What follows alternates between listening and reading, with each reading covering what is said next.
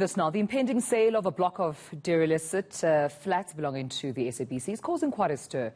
The building along Cape Town's Atlantic seaboard has for years now been a bone of contention for social housing activists. While the ANC in the Western Cape wants an urgent stop to next month's auction, and Lindsay Dentlinger tells us why. It's been viewed as a blight on the neighbourhood for years. Vacant and boarded up, there have been several attempts to occupy these flats, once meant for SABC staff.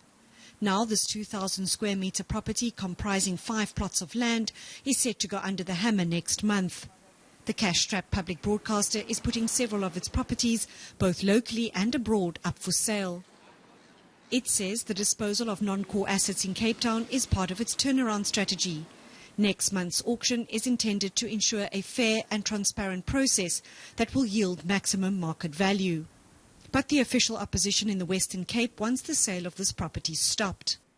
We think that this Rocklands site owned by the SABC is actually perfect to begin to reverse some of that apartheid spatial planning and look at affordable or social housing, some for rent, some for purchase, so that people who've never been able to live with a view of the sea in this particular area will be able to do that. Doug Moore's writing to the SABC board, as well as the Ministers of Communications, Human Settlements and Public Works, to propose a different plan.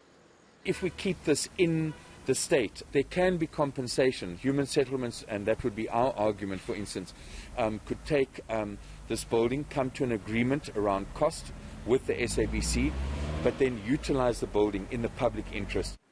Lobby group Reclaim the City, whose activists occupy a former nurses' home just a few kilometres away, says the SABC sale once again shows government's failure to repurpose public buildings for affordable housing.